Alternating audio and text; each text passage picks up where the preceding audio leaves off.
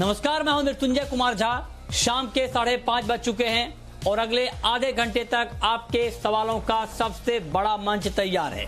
अगर आपने कमोडिटी में कोई ट्रेड किया है या फिर नया ट्रेड करना चाहते हैं, जानना चाहते हैं कि आपके लिए कहां पर कमाई के मौके बनेंगे, तो आप सवाल पूछिए। नंबर आप नोट कर लें, जिस नंबर पर आप सवाल पूछ सकते हैं 022-2300-1634। इसके अलावा आप 022-2300-1635 पर भी अपना सवाल पूछ सकते हैं।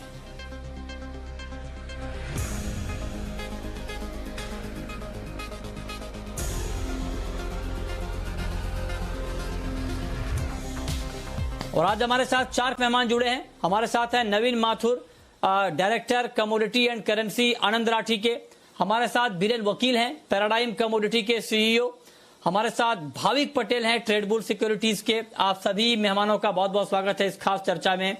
और आज हम शुरुआत करने जा रहे हैं गोल्ड से, क्योंकि दुनिया भर के बाजार की नजर अमेरिका के चुनाव पर टिकी हुई है कि वहां से किस तरह के संकेत दिखते हैं, किस तरह के रुझान मिलते हैं और उसका इंपैक्ट मार्केट के ऊपर दिखेगा। और इस वक्त एमसीएक्स पर गोल्ड का भाव करीब 250 रुपए नीचे है, चांदी में करीब 800 रुपए की नरमी है। हालांकि इंट्राडे में ये गिरावट ज्यादा थी। एमसीएक्स पर गोल्ड का भाव करीब 400 रुपए नीचे था और चांदी करीब 1400 रुपए तक टूट गई थी। नवीन जी, मेरा पहला सवाल आपसे यही होगा कि अमेरिकी चुनाव को देखते हुए गोल्ड का ट्रेंड आपको क्या दिख रहा है अभी?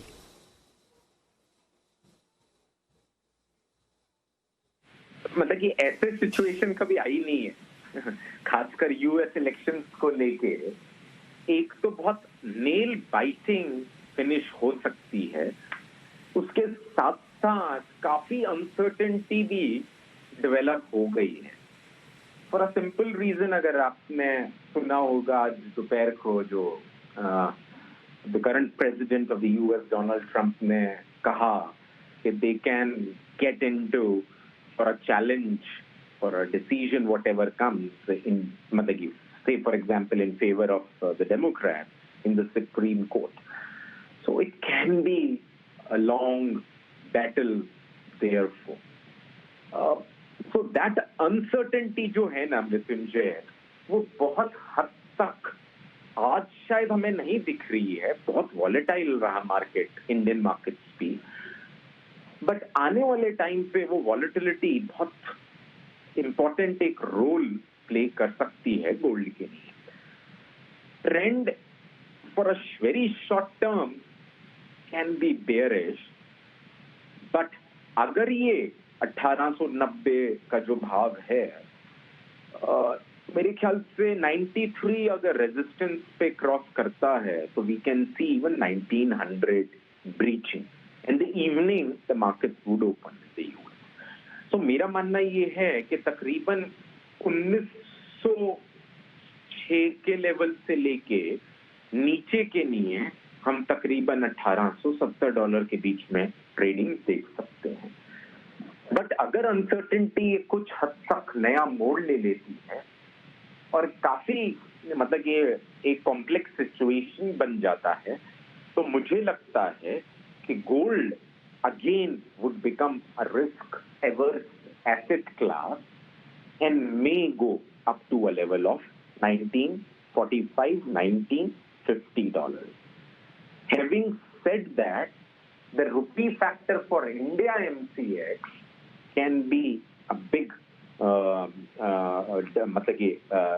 trend-making factor. मेरे ख्याल से जो 51,100 का भाव है, हमने अभी तक तो वैसे 30% 2020 में देख लिया और कॉमेक्स गोल्ड का 20% 25% के आसपास गेन्स हैं। तो एमसीएक्स का जो है ओवरऑल पैटर्न, वो मुझे लगता है बहुत हद तक रुपी पे डिपेंडेंट होगा। And therefore still somebody wants to trade in these volatile markets, I would recommend to sell for just a pure intraday call at around 51,200. Stop loss लगाएं, जरूरी है लगाना क्योंकि बहुत ज्यादा volatility है। 51,350 का एंड टारगेट जो है वो नीचे की तरफ 50,950 के देखे जा सकते हैं। This is pure December contract intraday call with a strict stop loss जी at 51. जी ठीक है। तो ये गोल्ड पर आपकी ओवरऑल राय है कि गोल्ड का मार्केट अभी होगा क्या? बीरेन जी, मैं आपसे जानना चाहता हूं सर कि आपको क्या लगता है, अगर मान लीजिए अभी कोई ट्रेड करना चाह रहा हो गोल्ड में, तो क्या, पहले तो ये कि ट्रेड लें या नहीं लें, पहला सवाल। दूसरा ये कि अगर लें तो किस तरह का ट्रेड लें? ट्रेड नहीं लेना ज़्यादा बेहतर होगा, क्योंकि मार्केट की जो ओवरऑल जो प्राइसिंग थी कि भाई डेमोक्रेटिक लैंडस्लाइड विन आएगी, वो नहीं आई है। तो जो स्टिमुलस का जो मूड बना था ना, वो अब बिखर गया है और कुछ दिन तक मार्केट मेरे हिसाब से वर्टिगो में चला जाएगा, यानी हम काफ़ी वाइड स्विंग देखेंगे। बट अंदरूनी ताकत उसकी थोड़ी कमज़ोर हो गई है नियर टर्म। तो या तो शार्प डिप पे बाय करना चाहिए, और अगर बिना ट्रेड हम रह सकते हैं तो जब तक ये सिनारियो क्लियर ना होवे इलेक्शन का, तब तक ट्रेड ना करें। एक एटलीस्ट 2-3 दिन वेट एंड वॉच करना चाहिए। अच्छा, तो आप कह रहे हैं कि 2-3 दिन वेट एंड वॉच करना चाहिए, ये भी एक ठीक सलाह है, क्योंकि जब मार्केट बहुत ज्यादा अनिश्चितता के दौर में फंसा हुआ हो, उतार चढ़ाव होने की आशंका ज्यादा हो, तब दूर रहना भी थोड़ा बेहतर ही होता है। भाविक पटेल जी, लेकिन अगर मैं इंट्राडे के पॉइंट ऑफ व्यू से बात करूं, तो क्या इंट्राडे में 51,339 के भाव पर कोई ट्रेड बन रहा है सिर्फ आज के लिए? जी देखिए मृत्युंजय जी, मैं भी बीरेन वकील से थोड़ा सहमत हूँ, क्योंकि अगर हम आधे घंटे की भी मूवमेंट देखें तो गोल्ड में आधे घंटे में 350 की मूवमेंट आ चुकी है, तो थोड़ा डिफिकल्ट रहता है इस हिसाब से वॉलेटिलिटी। पर अगर किसी को करना ही है तो आई थिंक 51,200 के करीब आता है तो एक बार बाय कर सकते हैं 51,150 या 51,050 के स्टॉप लॉस से, और टारगेट रख सकते हैं 51,400 का।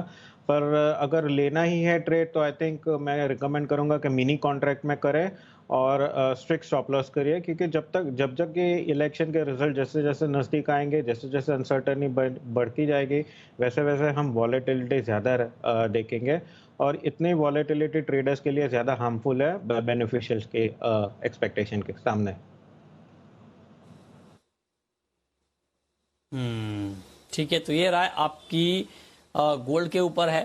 तो गोल्ड में जो भी ट्रेड करें सोच समझ कर करें। बीरेन जी का कहना है कि अगर नहीं करेंगे तो बेहतर होगा, लेकिन अगर आप करते हैं तो स्टॉप लॉस जरूर लगाएं और उसके बिना ट्रेड ना करें।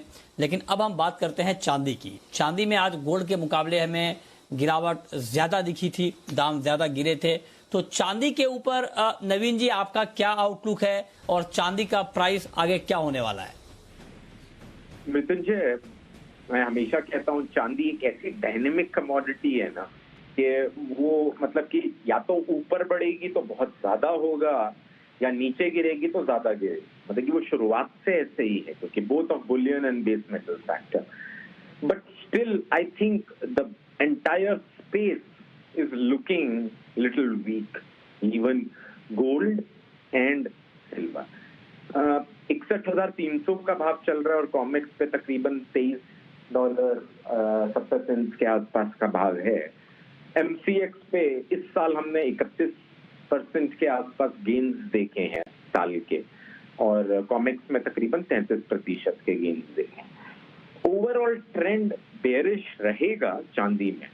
बुलियन में गोल्ड रिस्क एवर्स हो सकता है, पर चांदी क्योंकि बेस मेटल्स या इंडस्ट्रियल मेटल का भी पार्ट है, तो उसकी वजह से ये बेयरिश ट्रेंड दिखाई दे रहा है।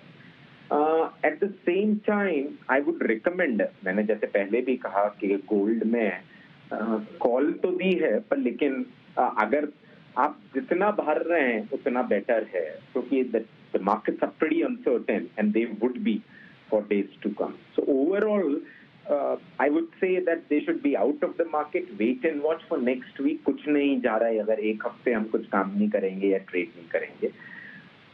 But still, if somebody is still interested to take the risk, I will recommend sell at around 61,550 December contract। Stop loss 800 रुपए का, सॉरी 61,800 का लगाएं, और टारगेट नीचे की तरफ 61,000 के देखे जा सकते हैं।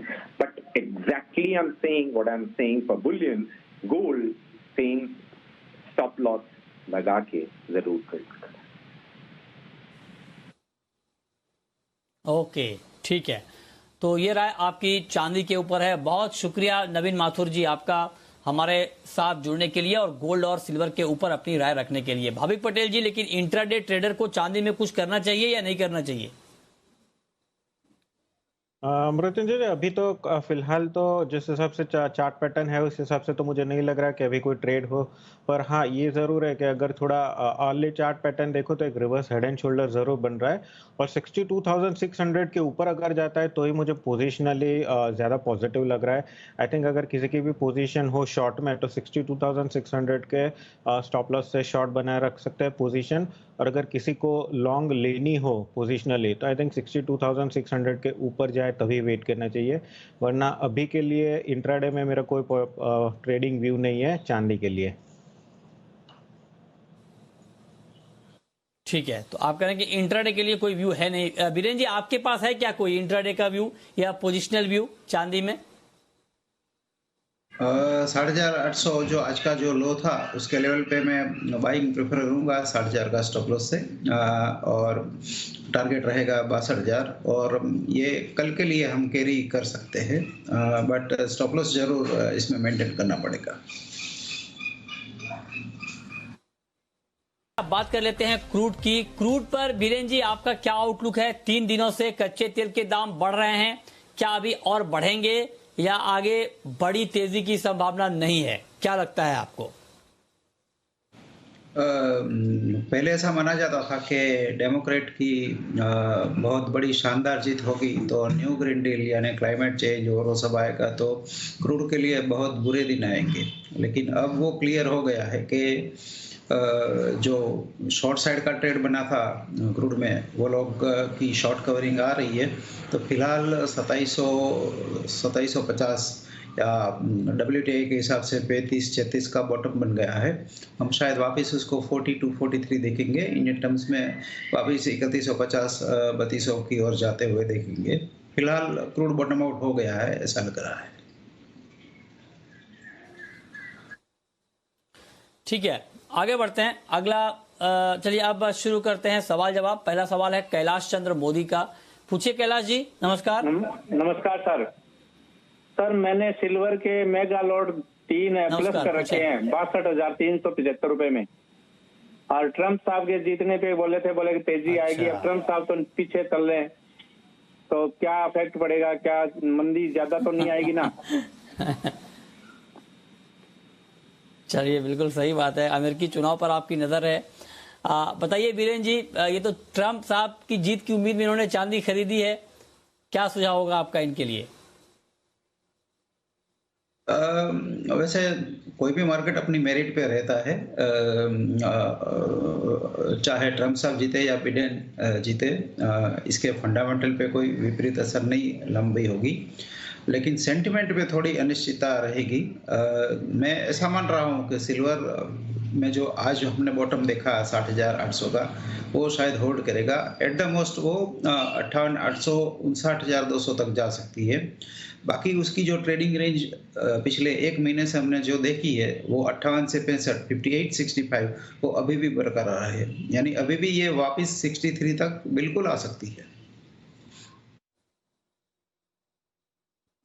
ठीक है, चलिए अगला सवाल है अनिल का, अकोला से हैं हमारे साथ। पूछिए अनिल जी।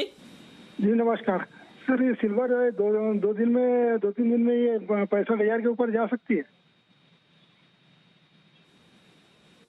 2-3 दिन में 65,000 के ऊपर क्या चांदी का भाव जा सकता है? बताइए भाविक जी। देखिए, चांदी में अगर देखें तो अभी तो फिलहाल तो जिस हिसाब से इलेक्शन के रिजल्ट आएंगे थोड़ा बहुत उसका ही फैक्टर रहेगा। बाकी ओवरऑल अगर मैं देखूं तो फिर भी मैं इतना बेरिश नहीं हूं, और जैसा मैंने अभी बताया कि 62,600 के ऊपर अगर चांदी जाती है तो 64,000 तक आ सकता है, क्योंकि inverse head and shoulder chart pattern है। तो मेरे हिसाब से जब तक चांदी 59,000 के लेवल होल्ड करता है तब तक मैं ज़्यादा पॉजिटिव हूँ। आई थिंक ऊपर 63 से 64,000 तक आ सकती है, पर आई थिंक ये इलेक्शन एक बार फिनिश हो जाए, उसका रिजल्ट आ जाए उसके बाद, तब तक थोड़ी बहुत वॉलेटिलिटी रहेगी और पूरा ट्रेंड कहना थोड़ा मुश्किल रहेगा, क्योंकि प्राइसेस रिफ्लेक्ट करेंगे रिजल्ट पे।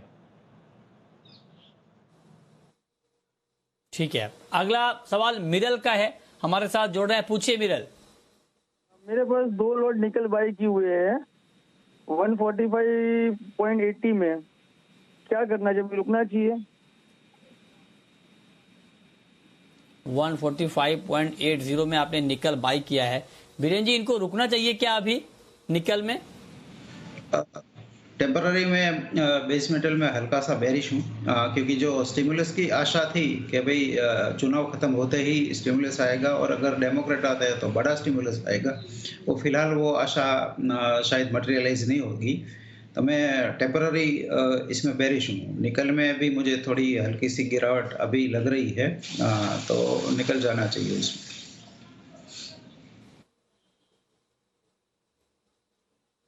ठीक है, तो ये राय है आपकी निकल के ऊपर की, निकल में अभी क्या करना चाहिए। अगला सवाल चौथा राम का है जोधपुर से, पूछिए चौथा राम जी। के बारे में पूछना है सर, 5500 रुपए हो जाएगा 5-10 दिनों में?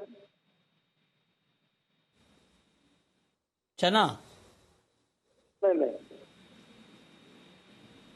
ओके जी, 5500 बताइए बीरेन जी, क्या दोबारा चना 5500 रुपए तक पहुंच जाएगा? दिवाली के थोड़े दिन के बाद, यानी करीबन 20-25 नवंबर के आसपास शायद हो सकता है, बट जब तक फ्यूचर्स में दिसंबर कॉन्ट्रैक्ट में जब तक 5330 के ऊपर लगातार 2 दिन क्लोज ना मिले, तब तक 5500 का लेवल अभी दूर लग रहा है। फिलहाल तो इसकी रेंज जो रहेगी वो 49 से 53 के बीच की रहेगी। ठीक है, अगला सवाल है भीम पवार का, रतलाम से हैं हमारे साथ, पूछिए पवार साहब। सर मेरा सवाल वकील साहब से है। मैंने फिजिकल में 250 ग्राम गोल्ड लिया हुआ है 52,000 के रेट में, तो 2 साल का व्यू सर क्या मिलेगा? 2 साल का व्यू क्या मिलेगा, ये आप जानना चाहते हैं, बताइए वीरेन जी।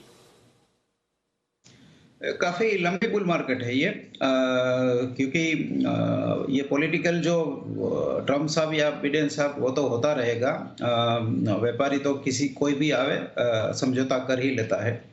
आने वाले दिनों में रुपये भी कमज़ोर रहेगा, और जो साइज़ की लिक्विडिटी है वो देखते हुए टेंटेटिवली मैं मानता हूँ कि गोल्ड हम आगे शायद 60,000, 58,000, 60,000 ऐसा कुछ देखेंगे। यहाँ से डाउन साइड लिमिटेड लग रहा है मुझे। ठीक है, यहाँ से आपको डाउन साइड आपको लिमिटेड लग रहा है। अगला सवाल जगदीश का है, गुजरात से, पूछिए जगदीश जी। हाँ जी मुतिन जी नमस्ते। हेलो नमस्कार, पूछिए। हाँ, कैस्टर सीड कहाँ तक जा सकता है? कैस्टर सीड का भाव कहाँ तक जा सकता है? कैस्टर सीड का भाव कहाँ तक जा सकता है? कैस्टर सीड का भाव कहाँ तक जा सकता है, बताइए भाविक, क्या लगता है आपको कैस्टर का प्राइस आगे कहाँ तक जाने की संभावना है? बड़ी तेजी आ गई है, क्या और तेजी बाकी है? देखिए कैस्टर देखे तो करीबन 1 साल के हाई पे ही है, और जिस हिसाब से अभी की तेज़ी देख रही है इस हिसाब से तो मुझे अच्छा ही लग रहा है। इनफैक्ट मुझे लग रहा है कि अभी भी 4980 से 5000 का लेवल आ सकता है। आई थिंक वहाँ पे एक बार थोड़ी बिकवाली आ सकती है, पर जिस हिसाब से अभी चार्ट का पैटर्न है तो मैं बुलिश हूँ। आई थिंक एक बार 4950 के करीब आता है, और अगर इनकी पोजीशन है तो वहाँ पे एक बार प्रॉफिट बुक करिए। आई थिंक 5000 के ऊपर थोड़ा सस्टेन होना डिफिकल्ट रहेगा, पर अभी तक तो एटलीस्ट 4950 का ऊपर का लेवल लेके ही चले।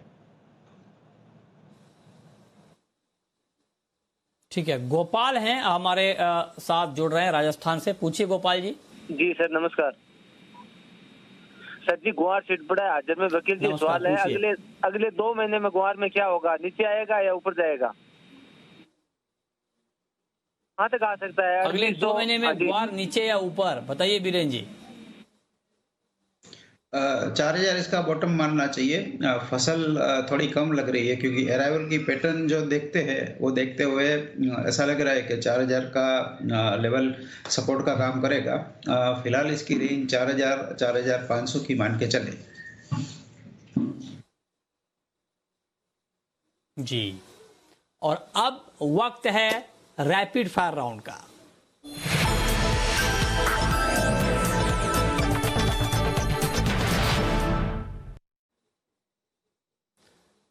भाविक जी, आपकी पहली रैपिड फायर कॉल। मैं क्रूड ऑयल नवंबर कॉन्ट्रैक्ट है वो 2035 के करीब लॉन्ग के रिकमेंडेशन करूंगा, 2935 के टारगेट के लिए और 2780 का स्टॉप लॉस। आपकी कॉल। नवंबर एल्यूमिनियम शॉर्ट करूंगा 155 पे, 156.50 का स्टॉप लॉस रहेगा, 152 का टारगेट रहेगा। आपकी आखिरी कॉल। जी, कॉपर नवंबर है वो मैं शॉर्ट करने के रिकमेंड करूंगा 527 पे, टारगेट रहेगा 520 और स्टॉप लॉस 531 का। जी, बहुत शुक्रिया भाविक जी आपका और बीरेन जी आपका हमारे साथ जुड़ने के लिए, बताने के लिए कमोडिटी में कहां पर कमाई के मौके बनेंगे। तो फिलहाल इस बुलेटिन में इतना ही।